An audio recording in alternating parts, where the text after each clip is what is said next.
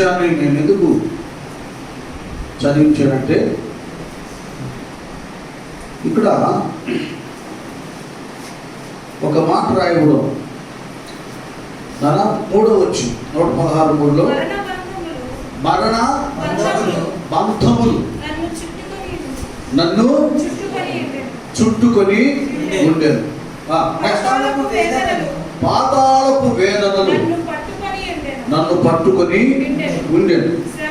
శ్రమయు దుఃఖము నాకు కలిగేది. ఏం చేశాడు?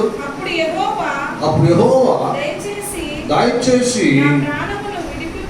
నా ప్రాణమును విడిపింపుమని యెహోవా నామమును బట్టి నేను మొరపెట్టి తిని. మొరపెడితే ఏం చేసింది ఆయన? యెహోవా నీతిమంతుడు, మన దేవుడు, వాత్సల్యత గలవాడు యెహోవా. అది ఇక్కడ ఈ భక్తుడు తాను దేవుని దగ్గర, అయ్యా ఇదిగో మరణ బంధములు నన్ను చుట్టుకొని ఉన్నాయి, పాతాళపు వేదనలు నన్ను పట్టుకొని ఉన్నాయి, శ్రమయు దుఃఖము నాకు కలిగినని ఈ భక్తుడు దేవునికి మొరపెట్టినప్పుడు వాటి నుండి భక్తునికి విడుదలను కలుగా చేశాడు. ఇది ఈ విషయాలు ప్రస్తావించడానికి కారణం ఏంటంటే, నిన్న చెప్పండి సందర్భం ఏంటో, అది మన దేశానికి స్వతంత్రం వచ్చిన రోజు. మన దేశ ప్రజలందరూ కూడా ఆ స్వతంత్ర దినోత్సవాన్ని చక్కగా జరుపుకున్నాం. ఒకప్పుడు అనేక వారు, ఫ్రెంచ్ వారు, డచ్ వారు కదా, నవాబులు, సుల్తానులు సిరి సంపదలతో, పాడి పంటలతో, రత్నాల ముత్యాలతో తొలదూగుతున్నటువంటి మన దేశాన్ని వశపరుచుకొని చాలా భయంకరంగా దోచుకున్నారు. సోమొకటిది సోమొకటిది అన్నట్లుగా మన సొమ్ము ఏమండి, మన దేశం, మన ధాన్యం, మన పశు సంపద, మన రత్నాలు ముత్యాలు అనే అయితే వాళ్ళు వాటిని దోచుకొని మనల్ని బానిసలుగా వాళ్ళకి పన్ను కట్టాలి, వాళ్ళు చెప్పినట్లుగా వినాలి, ఈ రీతిగా చాలా చిత్రహింసలకు గురి చేశారు. అలాంటి సమయంలో దేశభక్తులు ఎంతో పోరాడి ప్రయాసపడి మరి అల్లూరి సీతారామరావు లాంటి వారు, సుభాష్ చంద్రబోస్ అలాంటి వారు ప్రాణాలు అడ్డుపెట్టి, అలాగే ఇక తరువాత చాలా జ్ఞానంతో తెలివితో మన జాతిపిత మహాత్మా గాంధీ గారు ఆమరణ నిరాహార దీక్ష చేసి శాంతియుతంగా దేశానికి స్వతంత్రాన్ని తీసుకొని వచ్చాడు. అదే రీతిగా మనం బైబిల్లో ఇశ్రాయేలు చరిత్ర గురించి ఆలోచించినప్పుడు కూడా వారు పాపం ఐగుప్తులో ఒక యేసు వెళితే తన సహోదరులు 72 మంది అక్కడ సమావేశం అయితే వాళ్ళు కూడా 6 లక్షల మంది కాల్బలమై అక్కడ వారు, అది వేరే దేశం, వాళ్ళ దేశం కాదు, వాళ్ళ ప్రాంతం కాదు, ఆ దేశంలో వాళ్ళ బానిసత్వాన్ని అనుభవించారు 400 సంవత్సరాలు పైగా. ఆ సమయంలో దేవుడు దైవజనుడైన మోషేను ఏర్పాటు చేసుకొని నాయకులుగా ఎన్నిక చేసుకొని వారికి ఆ బానిసత్వం విడుదల కలుగా చేస్తాడు కదా. ఇది దేశ సంబంధమైన, రాజ్య సంబంధమైన, భౌతికపరమైనటువంటి బానిసత్వం. వీటి నుండి విడిపించబడ్డారు. తమకు దేవుడు ఇచ్చిన సొంత దేశానికి ఇశ్రాయేలు కనాను దేశానికి వెళ్ళారు. అలాగే మన దేశంలో ఉండేటువంటి పరాయి దేశస్తులు, ఆ పాలకులు వాళ్ళు వెళ్ళిపోయారు. మనకు ఒక సొంత రాజ్యం, సొంత రాజ్యాంగ చట్టం కదా, పాలన ఏర్పాటు చేయబడి ఇప్పుడు ఎన్ని సంవత్సరాలు చెప్పండి, ఎన్ని సంవత్సరాలు గట్టిగా 74 సంవత్సరాలు స్వతంత్ర దేశం, స్వేచ్ఛ స్వతంత్రం ఉండేది కదా.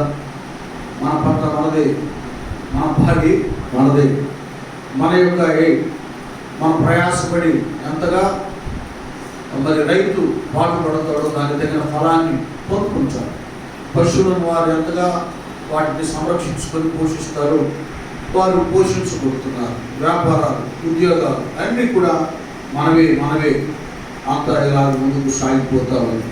ఇదంతా భౌతికపరమైనది అయితే ఆత్మ సంబంధమైనటువంటిది ఇక్కడ దావీదు భక్తుడు చెప్పేది కేవలం ఈ మరణ బంధాలంటే కేవలము ఎవరో వచ్చారు, ఏదో చేశారు, చంపడానికి ప్రయత్నం చేస్తున్నారు అనేటటువంటిది మాత్రమే కాదు.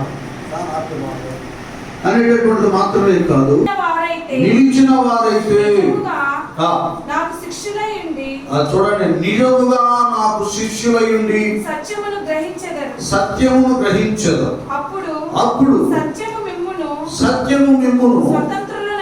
స్వతంత్రులుగా అదే అలాగే కూర్చోన్నది మూసేగా ఇంకా చాలా వచ్చినారు. ఇక్కడ యేసు ప్రభు వారు స్వతంత్రాన్ని గురించి మాట్లాడుతున్నాడు. ఈ స్వతంత్రం అంటే అప్పుడు వాళ్ళందరూ అనుకున్నట్లుగా ఈ భౌతికపరమైన స్వతంత్రం కాదు.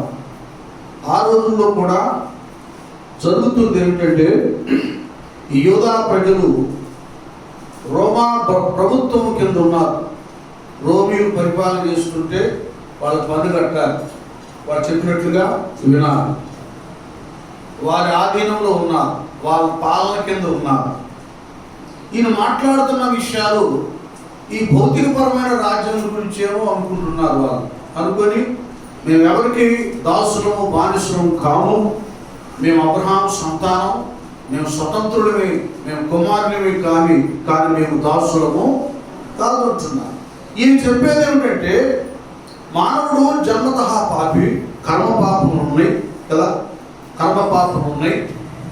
మాటలో, చూపులో, తలంపులో, ప్రవర్తనలో లోపాలు, దోషాలు ఉన్నాయి. వీటి ద్వారా మానవుడు దేవుడితో స్వేచ్ఛగా మాట్లాడలేకపోతున్నాడు. యెషయా ప్రవక్త అన్నట్లుగా ఆయన ఏమంటాడు, 59వ అధ్యాయంలో, ఎవరో చదవద్దు నేను చెప్తాను, రక్షించనేరకున్నట్టు యెహోవా హస్తములు పొరచగాలేదు, విననేరకున్నట్టు ఆయన చెవులు మందం కాలేదు, మీకు మీ దేవునికి మీ దోషములు అది. ఈ బంధకం, ఈ పాప బంధకం మానవుని బంధిస్తాము. స్వేచ్ఛ లేదు మానవుడికి, స్వతంత్రత లేదు. కొందరు ఏమనుకుంటున్నారంటే, నేను అదే అధ్యాయం యోహాను సువార్తలో ఈ 35 నుంచి దాసులు ఎప్పుడును ఇంటిలో నివాసము చేయడు, కుమారుడు ఎల్లప్పుడూ అది. చూడండి, ఇక్కడ వీళ్ళ పరిస్థితి ఎలా ఉందంటే, వీళ్ళు పాపానికి దాసులయ్యండి. తర్వాత అంటాడు యేసు ప్రభువు, పాపము చేయు ప్రతివాడు పాపానికి దాసుడై ఉన్నాడు. వీళ్ళు అనుకుంటున్నారు, మేము అబ్రహాము సంతానం కదా, మేము ఎవరికి దాసులము కాము, మేము పాపులము కాము, మేము స్వతంత్రులము, మాకు దేవునికి ఏ అడ్డుబండ లేదు కదా, మేము ఎవరు కూడా మమ్మల్ని బంధించడం లేదు, ఎవరి కింద మేము దాసులుగా లేము, మేము స్వతంత్రులుగా ఉన్నాం, స్వేచ్ఛత మాకుంది వీళ్ళు అనుకుంటున్నారు. యేసు ప్రభువు చాలా అర్థమయ్యేటట్లు చెప్పాడు. ఒకవేళ మతాన్ని బట్టి కానీ జాతిని బట్టి కానీ మేము కుమారుడు అనుకుంటున్నారు. నాన్న, అసలు వాస్తవాన్ని నేను చెప్తున్నా వినండి. దాసుడు అనబడేవాడు ఏమంటాడు అక్కడ, దాసుడు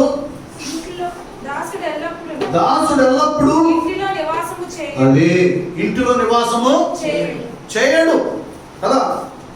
మన ఇంట్లో ఏదైతే ఒక ధనవంతుడు, ఒక అధికారి ఇంట్లో ఎవరైనా పనిచేసే వాళ్ళు ఉన్నారు అనుకోండి, ఉదయకాలం వచ్చి మధ్యాహ్నం వరకు ఆ ఇంట్లో చేయవలసినటువంటి పని అంతా చేసి వెళ్ళిపోతాడు. ఆ ఇంట్లోనే ఉంటాడు, కానీ ఆ ఇంట్లో అతడు స్వతంత్రుడు కాదు కదా.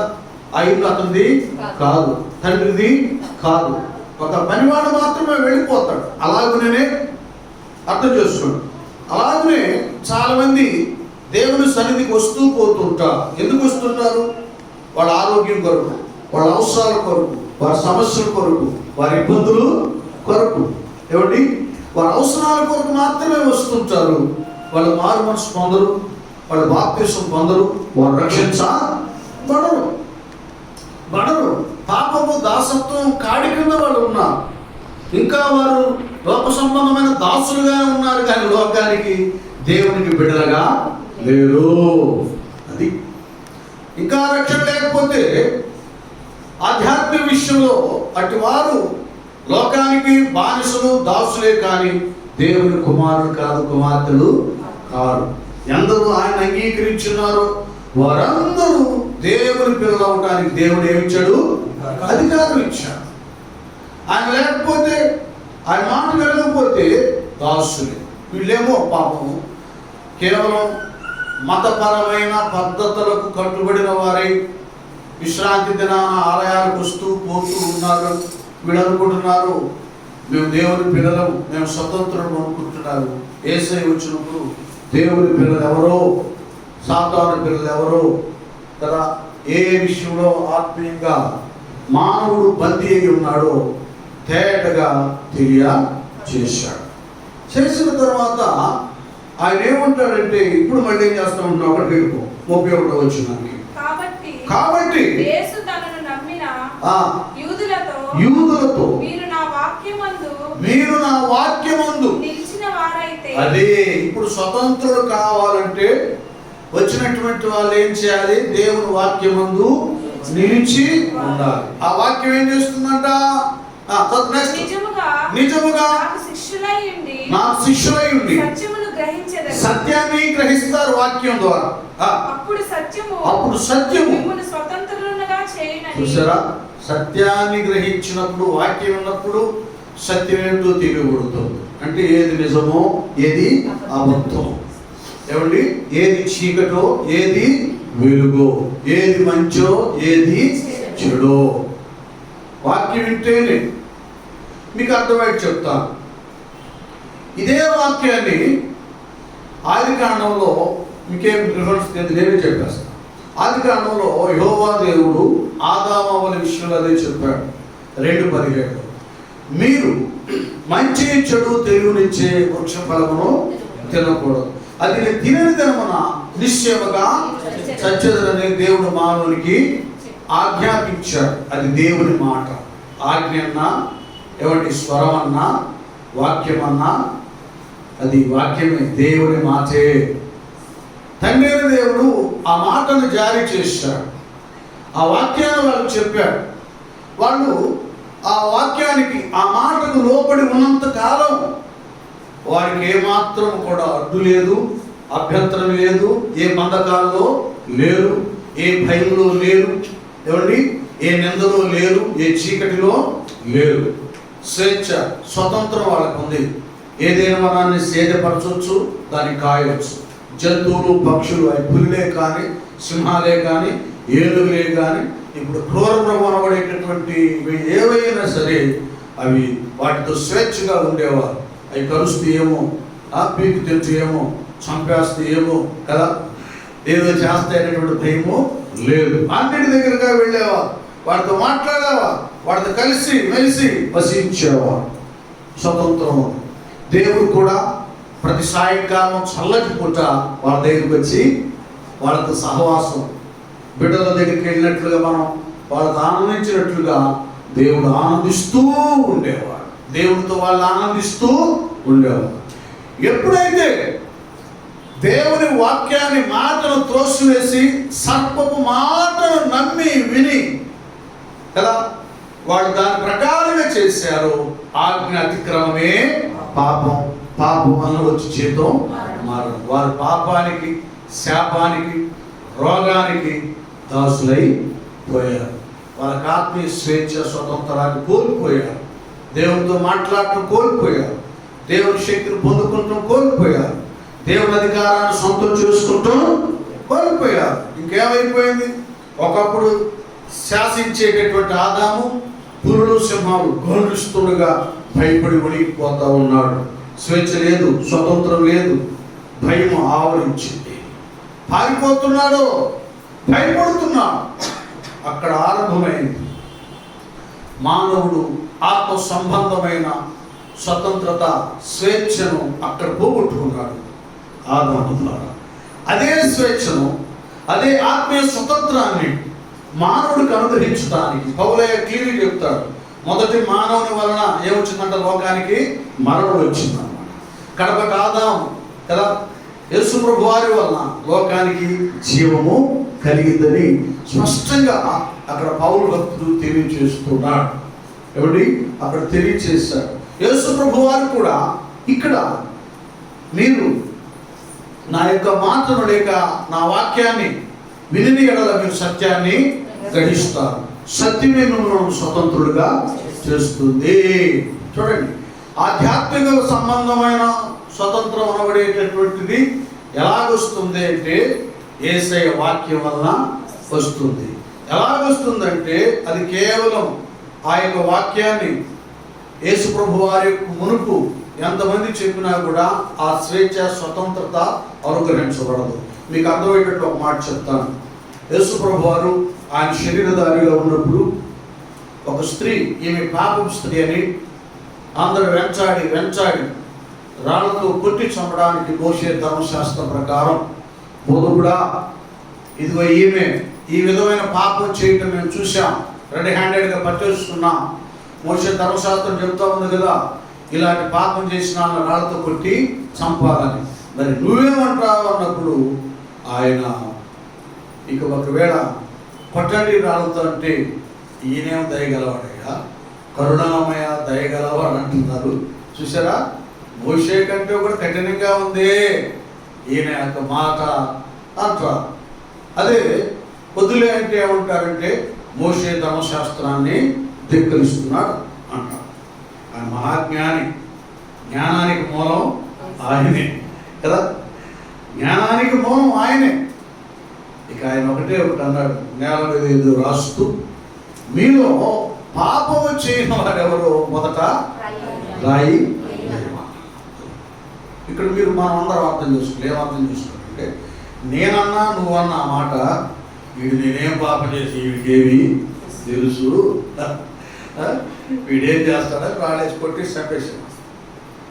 ఆయన మీలో అనగా ఆయన దేవుని కుమారుడు కనుక, మీలో అనగానే ప్రతి మనస్సు, ప్రతి హృదయాంతరంగం కదిలింది, ప్రతి మనస్సు వాడికి సాక్షి చెప్పింది. ఇప్పుడేగా నువ్వు ఆ దొంగ పని చేశావు, ఇప్పుడేగా ఆ చెడ్డ పని చేశావు, అది ఆ సమయంలో నువ్వు అదే పని చేసావు కదా అని ప్రతి వాడి మనసు గర్తించింది. ఆయన దేవుడు నోట నుండి వచ్చిన వాక్కు కనుక హృదయాంతరంగాన్ని కదిలించింది కనుక ఎవరు కూడా ఆ మాట నుండి తప్పించుకోలేకపోయారు. వెంటనే అందరూ రాళ్ళ కింద పడేసి వెళ్ళిపోయారు. అప్పుడు రాగా రాళ్ళతో కొట్టి, దేనితో కొట్టి, డబ్బులు ఇచ్చి, ఏదేదో చేసి ఏదో చేద్దాం అనుకుంటే ఆ స్త్రీని వేసే ఒకే ఒక మాట అన్నాడు, అమ్మా వారెవరైనా ఏమైనా చేశారా? ఏం చేయలేదు ప్రభు, నేను కూడా నేనేమి చేయలేదు, ఇక నుండి నువ్వు పాపము గట్టిగా తప్పడవల్లా అంధకార బంధమునన్నా వరించగా అంధుడనై యేసయ్యను ఎరుగకుంటే అంధకార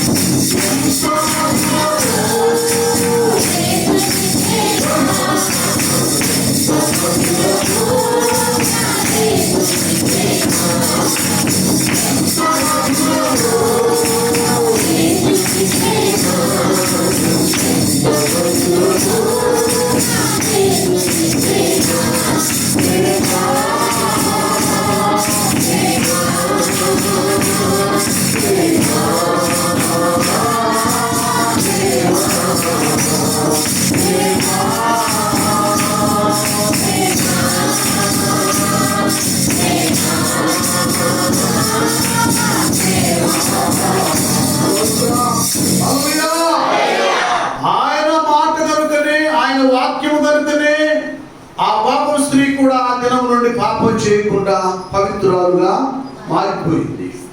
ఆయన మాట కనుకనే, దేవుని కుమారుడు వచ్చిన మాట కనుకనే అప్పటి వరకు ఎంతో క్రూరంగా ప్రవర్తించినటువంటి ఆ పరిసయ్యులు కదా, ఆ యూదా, ఆ మతనిష్టమైనటువంటి వారు ఆ రాళ్ళను కింద పడేసి వెళ్ళిపోయారు.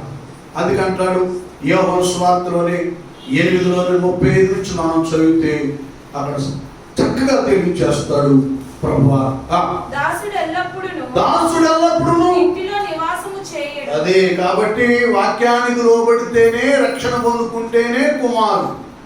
లేకపోతే 24 గంటల మందిరానికి వచ్చిన ఆయన కుమారుడు కాకుండా వస్తే మనం లోకానికి దాసులమే కానీ, అవసరాలకు మందిరానికి వచ్చే వాళ్ళమే కానీ దేవుని కుమారుడు కాము, కుమార్తెలము కాము.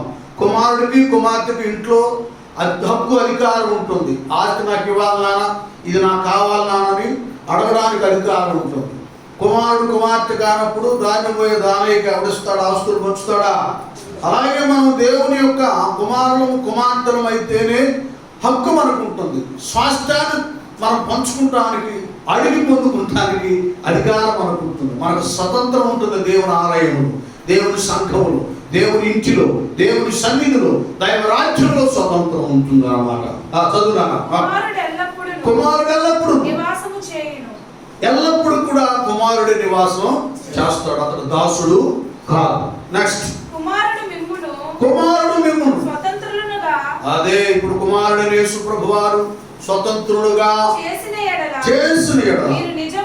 మీరు నిజముగా అదే ఇప్పుడు గట్టి కప్పబడ్డాడు. కుమారుడు మనము స్వతంత్రులుగా చేస్తేనే మనం ఏమైంటాం, స్వతంత్రులమై ఉంటాం. ఆయన మనము పాప దాసత్వం కాడి నుండి విడుదల చేయాలి. ఆయన మన పాపాలను తన రక్తం చేత శుద్ధీకరించాలి. ఆయన మన హృదయాలను పవిత్రపరచాలి. ఆయన మనలో వసించాలి. అప్పుడు మనము ఆత్మ సంబంధమైన స్వతంత్రులము, స్వేచ్ఛ కలిగినటువంటి వారంగా ఉంటాం. ఎన్ని వచ్చిన చదివమ్మా? 30. చదువు. మీరు అబ్రహాము సంతానం అని మాకు తెలియదు. చూడండి, శారీరకంగా అబ్రహాము సంతానం అని నాకు తెలిసిన ఆయన మీరు ఇశ్రాయేలు ప్రజలారా, యూదా జనమ నాకు తెలియదు. అయినను అది మీలో నా వాక్యమునకు చోటు లేదు కనుక అది మీరు ఎంతైనా కూడా నా వాక్యానికి మీరు ఏం లేదు, చోటు లేదు. అందుకే చంప వెతుకుతున్నారు. వాస్తవంగా దేవుని వాక్యానికి, కుమారుని మాటకు చోటు లేదు. కానీ ఆనాడు ఆదామవల హృదయాల్లో సర్పం మాటకు చోటిచ్చినట్లుగా వీళ్ళందరూ సాతాన మాటకి చోటిచ్చారు. వాడు అబద్ధానికి జనకుడు, వాడి నాశన పాత్రుడు. ఎవరు కూడా రక్షణ పొందుకుంటే వాడికి ఇష్టం లేదు కనుక వీళ్ళలోకి వెళ్ళిపోయి వీళ్ళని ప్రేరేపించి యేసు ప్రభువు చెబుతున్న సత్య సువార్త, పరలోక రాజ్య సువార్తకు లోబడకుండా వీళ్ళు అడ్డుబండలు అయిపోయారు. అక్కడ అంటారు, తృణీకరించబడిన, తోసివేసిన రాయే మూలకు అది ఏమైపోయింది, తలకేమైపోయింది, మూలరాయి. ఈయన అసలు మూలం. పరలోక రాజ్యంలో నడిపించడానికి, ప్రవేశింప చేయడానికి ఈయన మూలం. ఈయనే సజీవమైన రాయి. అందరూ సజీవమైన రాళ్ళుగా చేయడం ఈయనకి అధికారం ఇవ్వబడింది కుమారునికి. ఇల్లు కట్టువారు ఏం చేశారు? ఈ రాయిని నిషేధించారు. ఇల్లు కట్టువారంట స్పష్టంగా ఉంది, నిషేధించిన రాయి. ఇల్లు కట్టేవాళ్ళంటే రక్షణ యూదా జనాంగంలో నుంచి వచ్చింది, వీళ్ళ ద్వారా వచ్చింది. కానీ వీళ్ళే ఏం చేశారు? అసలు మూలరాయి వేసేది ఏం చేశారు?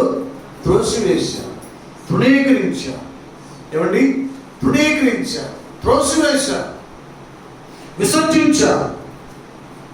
ఆయనే తలకేమయ్యాడు? అందరు రక్షణకు కారుడయ్యాడు. వాళ్ళు అడ్డైపోయారు. వారి పాపానికి దాసులుగా ఉండి మాకు స్వేచ్ఛ స్వతంత్రం ఉంది, మేము దేవుని కుమారులు కుమార్తెలు అంటున్నాం. ఈ దినాల్లో కూడా చాలామంది మేము పుట్టక క్రైస్తవం కదా, పుట్టకతోనే మాకు వాక్యం తెలుసు, బైబిల్ తెలుసు, అన్నీ తెలుసు అనుకున్న వారు వాక్యానుసారమైన జీవితం లేకుండా ఉంటున్నారు. మారు మనసు లేదు, పాప క్షమాపణ గత బాప్తిసము లేదు, పరిశుద్ధ జీవితం లేదు, ప్రార్థనలు ఉండవు, ఉపవాస ప్రార్థనలు ఉండవు, దేవుని సన్నిధిలో జీవించేటటువంటి పరిస్థితులు వాళ్ళకి ఉండవు. ఆ రోజుల్లో యూదులు అట్లా అడ్డైపోయారు. మాకు అన్ని తెలుసని ఆయన సిలువేశారు. ఈ దినాన మాకు అన్ని తెలుసు అన్న చాలా మంది ఆ రీతిగానే దేవుని వాక్యాన్ని ధృవీకరిస్తుంటే మొదటి వారు కడపటి వారు అవుతారు, కడపటి వారు మొదటి వారు అవుతారు అన్నట్లుగా ఆ యేసు ప్రభు వారిని పొగుడుతుంటే, ఆ మట్లాది వారి రోజున కనపరుస్తుంటే, బోధకుడు ఏంటి కేకలు, ఏంటి గొడవ, ఏమిటి అల్లరి అన్నప్పుడు వీడు మౌనంగా ఉంటే రాళ్ళు కేకలు వేస్తాడు, రాళ్ళు కేకలు వేస్తాడు. అనే జనాంగం ఉన్న ప్రజలు ఇప్పుడు కేకలేస్తున్నారు. యేసే రక్షకుడు, యేసే దేవుడు, యేసే పరలోకానికి మార్గం, యేసే ఆత్మీయ స్వతంత్రతను కలుగు చేసినటువంటి వాడని అధికంగా ఇప్పుడు వాళ్ళే కదా, వాళ్ళే మార్చబడి గొప్ప సాక్షులుగా దేవునికి మహిమకరంగా జీవిస్తున్నారు, సాటిస్తున్నారు. అలాగుంది. ఆ దినాల్లో వాళ్ళు అడ్డమయ్యారు యూదులు, ఈ దినాల్లో మాకు అందరూ తెలుసు అన్న వాళ్ళు సత్యానికి అడ్డుగా ఉంటున్నారు. ప్రభువారు చెప్పాడు, పాపం చేయి ప్రతివాడు పాపానికి దాసు. కనుక ఆత్మీయ స్వతంత్రత అనబడేటటువంటిది మనకు యేసయ్య వాక్యం ద్వారా, ఆయన ద్వారా అనుగ్రహించబడింది. నా 37వ వచనం కూడా అయిపోయిందా? అయితే నేను నా తండ్రి యొద్ద చూచిన సంగతులే బోధించుచున్నాను. ఆ ప్రకారమే మీరు మీ తండ్రి యొద్ద వినిన వాటినే జరిగించుచున్నారని వారితో చెప్పాను. చూడండి, నేను ఏ సంగతి నేను ఎందుకు వచ్చాను ఈ లోకానికి అది నేను జరిగిస్తున్నా. పాపంలో శాపంలో బంధించబడ్డ వారికి విడుదల కలుగు చేసి, ఆత్మీయ స్వతంత్రత లేక, దేవుడితో మాట్లాడక, దేవుని అడుగు జాడల్లో నడవక బంధించబడ్డ వారి బంధకాలను తెంచివేసి, చీకట్లో ఉన్న వారి వెలుగును కలిగించి, చెరసాలలో ఉన్న వారి విడుదల కలిగించి ఆత్మీయ స్వతంత్రుడిగా చేయడానికి నేను వచ్చాను. అదే నేను చేస్తున్నాను అన్నాడు. ఇంకొక మాట మనం ఒకసారి కొరింథీయులకు రాసిన 2వ పత్రిక వెళ్దాం. 2వ పత్రిక 3వ అధ్యాయము, 3వ అధ్యాయము 1:16 వచ్చిన చాలు. 16 నుంచి చూడండి. వారి హృదయము ప్రభు వైపునకు ఎప్పుడు తిరుగునో అప్పుడు ముసుగు తీసివేయబడును. చూడండి, ఇక్కడ బాగా వినాలి, అంత నాకు గురించి చూడండి. మరొక రీతిగా స్వతంత్రం అనబడేటటువంటిది ఎప్పుడు వస్తుందంటే, వాళ్ళ హృదయము ప్రభు అట్లా, అది ఆ పాయింట్ అట్లా ఉంచుకోవాలన్నమాట. వాళ్ళ హృదయము ప్రభు వైపునకు, అది ప్రభు వైపునకు తిరగని యొక్క హృదయాల మనస్సులు ఉంటాయి. మీరు చదవద్దు, 1 సమూయేలు గ్రంథం 7వ అధ్యాయంలో కూడా మరి సమూయేలు యాజకుడుగా, ప్రవక్తగా, న్యాయాధిపతిగా ఉన్న దినాల్లో ఇశ్రాయేలు యొక్క హృదయాలు విగ్రహాల వైపు, అన్య దేవతల వైపు ఉన్నాయి. వాళ్ళు చాలా దుఃఖ స్వరంతో పశ్చాత్తాపులై సమూయేలు ప్రవక్త దగ్గరికి వచ్చారు.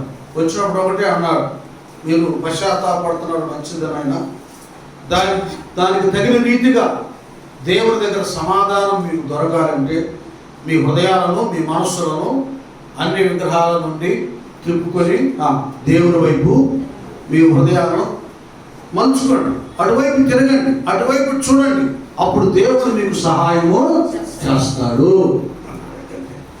వాళ్ళు అలాగే ఉపవాసం ఉండి పాపాలు ఒప్పుకొని ప్రార్థన చేసి, వాళ్ళ ఆ బొమ్మలన్నిటిని తీసి అవతల పడేసి, వాళ్ళ మనసులను, హృదయాలను దేవుని వైపు తిప్పుకొని కన్నీటితో ప్రార్థన చేసి, అయ్యా దైవజనుడా మా కొరకు నువ్వు ప్రార్థన చేయడం మానవద్దు అన్నప్పుడు సమూయేలు కూడా ప్రార్థన చేశాడు. శత్రువు అయిన ఫిలిష్తీయుల చేతిలో నుండి దేవుడు జయాన్ని కలుగా చేశాడు. గట్టిగా తప్పకుండా అలాగే ఒక వ్యక్తి దేవుని మందిరానికి వచ్చినంత మాత్రాన ఆత్మీయ స్వేచ్ఛ స్వతంత్రం రాదు. అతడు దేవుని వాక్యాన్ని గ్రహించాలి. ఏమండి, అతడు దేవుని కుమారుణ్ణి సొంత రక్షకునిగా అంగీకరించాలి. మరొకటి, తన హృదయము ఎటువైపు తిప్పాలనా? దేవుని వైపుకి తిరగాలి. తిరిగినప్పుడే మన హృదయాలు దేవుని వైపు తిరిగినప్పుడే మనకు స్వేచ్ఛ, స్వతంత్రత వస్తుంది. ఒక్కోసారి మనం మందిరానికి వస్తున్నా కొందరు మనసు, హృదయం ఎవరెవరినో ప్రేమించి వాళ్ళ మీద ఉంటుంది. కొంతమంది డబ్బులు ప్రేమిస్తారు కదా. మీ ధనం ఎక్కడ ఉండునో గట్టిగా మీ హృదయం లేక మనసు అక్కడ ఉంటుంది. కొందరు లోకాన్ని ప్రేమిస్తారు, కొందరు రకరకాల వాటిని ప్రేమిస్తారు కదా. అపోస్తలుల 8వ అధ్యాయంలో గారడి సీమోను ఫిలిప్పును సువార్తకుని వెంబడిస్తున్నా అతడు దుష్ట బంధకంలో ఉన్నాడు. ఏమిటి ఆ బంధకం అంటే? ఆడికి డబ్బులు కావాలి, అధికారం కావాలి. అది ఇలా కొన్ని బంధకాలు ఉంటాయి మనకి. దేవుని మందిరానికి వచ్చిన కొన్ని పద్ధతులు మారు. మందిరంలో ఉన్న మనసంతా వాళ్ళ మీద ఉంటుంది, వాటి మీద ఉంటుంది కదా. ఇలాంటివి ఉన్నాయి. ఇవి బాగానే ఉన్నట్లు ఉంటుంది కానీ మనకు ఇది మన భక్తి జీవితానికి చాలా డేంజర్ అన్నమాట. మనం ముందుకెళ్లకుండా ఆపేస్తుంది ఏంటంటే ఈ బంధకమే. వాటి వైపున హృదయమే మనం దేవునిలో బ్రతకకుండా, దేవునిలో ఉండకుండా అది మనకు అడ్డుగా, అభ్యంతరంగా ఉంచుతుంది. విశ్వాసులకు ఇవే సులువుగా చిక్కులు పెట్టే పాప బంధకాలు. వీటిని మనము తెంచివేసుకోవాలి. వీటిని ప్రత్యేకించబడాలి. కొంతమందికి ఉద్యోగాలే బంధకాలు. ఏమండి, కొంతమందికి ఇల్లే బంధకం, కొంతమందికి తమ కడితే తమకి దేవుడు. ఇలా రకరకాలు ఉంటాయి. అన్ని కావాలి. ఉద్యోగాలు చేసుకోవాలి, వ్యాపారాలు చేయాలి, వ్యవసాయం చేయాలి, పాడి పంటలన్నింటిని చూసుకోవాలి. అయినను మన దేవునికి ఇవ్వవలసిన సమయాన్ని దేవునికి ఇవ్వాలి. కైసర్ కైసరికే, దేవునిది దేవునికి అన్నట్లుగా. ఇక అది కూడా మనం మానేస్తే, అసలు దేవునికి సమయం ఇవ్వకపోతే అర్థం ఏంటంటే మన హృదయాలు మనం ఆశించినటువంటి లోకం వైపు ఉన్నది అని అర్థం. అది ఏం చేయాలంటున్నాను ఇక్కడ? ఏమంటున్నాడు? మీ మనస్సు ప్రభు వైపునకు ఎప్పుడు తిరుగును అప్పుడు ముసుగు తీయబడి, అది అప్పుడు ఈ ముసుగు తీయబడి మనకన్నీ స్పష్టంగా కనబడుతుంది. బంధకాలు ఊడిపోతే అనమాట. నెక్స్ట్ ఇప్పుడు వండర్ఫుల్ కూడా అనమాట. ప్రభువే ఆత్మ. ప్రభు యొక్క ఆత్మ ఎక్కడ ఉంటుందో అదే గట్టిగా చప్పట్లు కొడదాం. ప్రభు యొక్క ఆత్మ ఎక్కడ ఉంటుందో అక్కడ ఏముంటుందంటే ఆనాడే పౌలయ్య మళ్ళీ అన్నాడు, అక్కడ బాబు పరలోకం అంటే భోజనము పానం కాదు కానీ నీతి, సమాధానం, పరిశుద్ధాత్మ యందలి ఆనందం కదా. ఆత్మ ఎక్కడ ఉంటుందో అక్కడ ఏముంటుంది? స్వతంత్రం. కొంతమందికి దేవుని ఆత్మ ఉండదు, ప్రభు ఆత్మ ఉండదు. లౌకిక ఆత్మ ఉంటుంది, బ్రహ్మపరిచే ఆత్మ ఉంటుంది. ఏమండి, ఎంత వాక్యం వింటున్నా, ఎంత సహవాసం ఎదుగుతున్నా లోకానుసారమైనటువంటి ధ్యాసే అది బోధ. ఆత్మ నిలిచుందా. అది అంటాడు పౌలయ్య ఎఫెసీ 4:4 ఆత్మ కలిగించే ఐక్యతను కాపాడుకోండి అంటాడు. పరిశుద్ధాత్ముడు మనకు ఒక స్వేచ్ఛ, స్వతంత్రాన్ని కలిగించాడు. దాన్ని ఏం చేసుకోవాలి? మనము కాపాడుకోవాలి. ఆత్మను ఆర్పుకోకూడదు. వరాలుంటే ప్రవచించడం నిర్లక్ష్యం చేయకూడదు. కాబట్టి వీటన్నిటిలో మనకు ఆధ్యాత్మికపరమైనటువంటి స్వేచ్ఛ, స్వతంత్రతను దేవుడు ఇచ్చాడు. ఇప్పుడు అంత క్లియర్గా చెప్తాడు గలతీ పత్రికలో 5వ అధ్యాయంలో. అసలు మామూలు లేదు ఆ విషయం. నిన్న మేము కారులో వచ్చినప్పుడు నేను వెళ్ళి వీటి గురించి నిన్న స్వతంత్రం కదా, ఏదొస్తే mother's day, father's day, parents day దాని గురించి ఆలోచించుకుంటూ ఉంటాం వాక్యాధారంగా. కొన్ని చూసాం రిఫరెన్స్. అరే ఈ రిఫరెన్స్ అంత బలంగా లేదు, ఇంకోటి అయితే బాగుంది అనుకున్నప్పుడు గలతీ 5లో మాట క్లియర్గా చక్క చదువునా. ఈ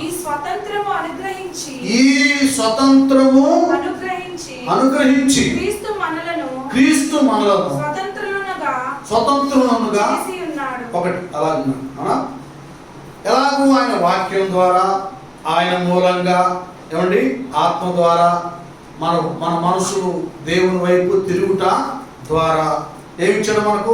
ఆత్మ సంబంధమైన స్వేచ్ఛ, స్వతంత్రాన్ని దేవుడు మనకి అనుగ్రహించాడు. వినాలి, అందరు వినాలి. ఇప్పుడు జరుగుతున్న భయంకరమైన పొరపాటు ఇక్కడే. పౌలే నిజంగా మహా ఆత్మ జ్ఞాని కనుక ఆత్మావేశంతోనే ఈ మాటలు రాశాడు. ఇటు నీతిగా అనుగ్రహించబడినటువంటి ఈ స్వతంత్రం ఏమంటాడా? ఇప్పుడు చూడు, చదవండి. మీరు స్థిరముగా నిలిచి, అది ఇప్పుడు దేవుడు ఒక స్వేచ్ఛ, స్వతంత్రం ఇచ్చాడు. ఇప్పుడు మన దేశానికి స్వతంత్రం వచ్చి 74 సంవత్సరాలు స్వతంత్రం వచ్చింది. దానికి తగ్గట్లుగా అధికారులు, నాయకులు, పాలకులు దాన్ని కాపాడుకోవాలి. కాబట్టి నేను ఒక మంత్రి లేకపోతే ఒక ఉన్నతమైన స్థానాన్ని పొందుకుంటానికో నాకు అవకాశం, అధికారం వచ్చిందని ఆ స్వేచ్ఛనిస్తే ప్రజలందరూ ఓటేసి ఎలా పడితే అలాగూ పరిపాలన చేయకూడదు. పనులేసి అవేసి ఇవేసి ప్రజలను పీడించి తిప్పి చేయకూడదు. తర్వాత మనం ఊరుకుంటామా? ఈసారి ఆ వ్యక్తులకు మనం ఓటు వేయం. ఆ హోదా, అధికారం, పెత్తనాన్ని, ఆ ప్రభుత్వాన్ని కోల్పోతాం. అంతే కదా లోపం. అలాగే దేవుడు కూడా తన వాక్యముగా తన రక్తాన్ని బట్టి ఏమండి కదా, ఆయన ప్రేమను బట్టి, ఆయన ఆత్మను బట్టి మనకు ఒక స్వేచ్ఛ, స్వతంత్రతను కొలుగా చేశాడు. ఇప్పుడు ఏం చేయాలి మనం? ఏమంటాడు? కాబట్టి అది ఎలా ఉండాలి? స్థిరముగా. అది స్వతంత్ర జీవితంలో, ఆధ్యాత్మిక స్వతంత్రతలో ఎలా ఉండాలి? అది అటు ఇటు మళ్ళీ లోకంలోకి, పాపంలోకి, ఇంకా ఈ లోక సంబంధమైన వాటి వైపు కాదు, భక్తిలోనే, వాక్యంలోనే, ఆత్మలోనే ఎలా ఉండాలన్నా? అది రక్షణ పొందుకున్నవారు, ఆత్మీయ స్వేచ్ఛను పొందుకున్నవారు స్థిరముగా మందిరంలో నాటపడాలి, స్థిరముగా ఆత్మలో నిలిచి ఉండాలి, స్థిరముగా వాక్యంలో నిలిచి ఉండాలి. స్థిరముగా నిలిచి మరలా ఏం మాట్లాడుతున్నాడు? మరలా మనం దాస్యం అనే కాడి క్రింద చిక్కు దాస్యం అనేటటువంటి మరొక కాడి ఒకటి ఉంది, బానిసత్వపు కాడి, పాపపు కాడి. దాని కింద చిక్కుకొనకూడదు. అలా ఇస్కారియోతు చిక్కుకొని చివరికి ఆత్మహత్య చేసుకొని చచ్చాడు. ప్రభు ఇచ్చాడు, చక్కగా సువార్త చెప్పాడు, అద్భుతాలు కూడా చేశాడు, ఆయన స్వస్థతలు కూడా చేశాడు. దానిలో నిలిచున్నాడు, డబ్బులు ఆశపడ్డాడు. 30 వెండి నాణ్యాలకి గురువు గారినే అన్వేషించాడు. అలాగే పౌరు కాలంలో దేమా అనేటటువంటి వాడు, అలెగ్జాండర్ అనేవాళ్ళు, ఇలాంటి వాళ్ళు కూడా లోకాన్ని ఆశించి ఆత్మీయ స్వేచ్ఛ, స్వతంత్రాన్ని విడిచిపెట్టి లోకంలో కలిసి పోయారు. కనుక ఈ స్వతంత్ర దినోత్సవ సందర్భంగా ఆత్మీయ స్వతంత్రాన్ని, స్వేచ్ఛను దేవుడు మనకి ఇచ్చాడని మనం జ్ఞాపకం చేసుకోవాలి. ఒకప్పుడు లోకానికి, పాపానికి బానిసం, ఇష్టం వచ్చినట్లుగా ప్రవర్తించాం. సరైన పరిశుద్ధత లేదు, భక్తి లేదు, నీతి లేదు, యథార్థత లేదు, నిజం పలకటం లేదు. అబద్ధం ఆడటం అంటే నిలప్రాయంగా అబద్ధం ఆడేసేవాళ్ళం కదా. దూషించడం అంటే సునాయాసంగా దూషించే పరిస్థితి. ఇప్పుడు అబద్ధం ఆడాలన్నా, దూషించాలన్నా, చెడ్డ పని చేయాలన్నా, దొంగ పని చేయాలన్నా మనకు అక్కడికి వెళ్లకుండా పరిశుద్ధాత్ముడు మనల్ని తన ఆత్మతో బంధిస్తున్నాడు. దేవుని వాక్యం, కుమారుడా ఇది పాపం, కుమార్తె ఇది దోషం అని మన మీద కదా, మన మనసును గద్దిస్తారు. కనుక మరలా ఆ మురికిలోకి పేతురు అన్నట్లుగా కదా, కుక్క వాంతిని మరలా తిరిగి తిన్నట్లు కాకుండా దాన్ని కక్కేసిన పాపాన్ని దాన్ని కడిగేసుకున్నాం. మరలా ఆ బురదలో పడకుండా కాపాడబడాలి. దేవుడు స్థిరంగా ఉంటే ఇలాంటి లోకానికి, లోపానికి, పాపానికి, దోషానికి మనం లోను కాము. ఈ దినాల్లో చాలామంది పడిపోతున్నారు, భ్రష్టులైపోతున్నారంటే కారణం ఇదే. కారణం లోకాన్ని ఆశించి, వదిలిపెట్టిన దాన్ని ఆశించి కదా, కాదన్న దాన్ని అపేక్షించి జీవితాలను నాశనం చేసుకుంటున్నారు.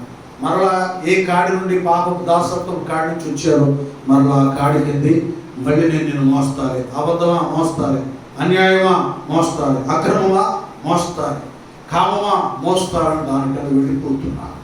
కనుక ఈ స్వతంత్ర దినోత్సవ సందర్భంగా దేవుడు, పరిశుద్ధాత్మ దేవుడు, కుమారుడు, వాక్యం మనకిచ్చినటువంటి ఆత్మీయ స్వతంత్రాన్ని, స్వేచ్ఛను ఎలా కాపాడుకుంటున్నా? దుర్వినియోగపరుచుకుంటున్నావా? సద్వినియోగ పరుస్తున్నామా?